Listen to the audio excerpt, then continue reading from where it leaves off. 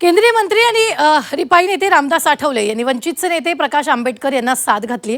प्रकाश आंबेडकरांच्या नेतृत्वात काम करण्याची इच्छा आहे असं वक्तव्य आठवलेंनी केलं।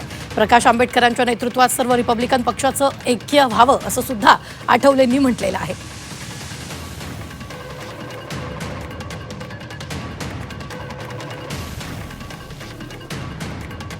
बाळासाहेब आंबेडकरांचा एक गट या भागामध्ये आहे, त्यामुळे सर्व नेत्यांनी एकत्र यावं ही माझी भूमिका आहे।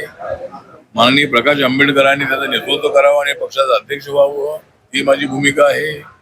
आणि जर आम्ही एकत्रित आलो तर एक आपली मोठी ताकद उभी राहणार आहे आणि त्या ताकदीचा उपयोग समाजाच्या आर्थिक सामाजिक सगळ्या न्यायासाठी चांगल्या पद्धतीने होणार आहे। त्यामुळं ऐक्याच्या संबंधामध्ये माझी भूमिका पॉझिटिव्ह आहे।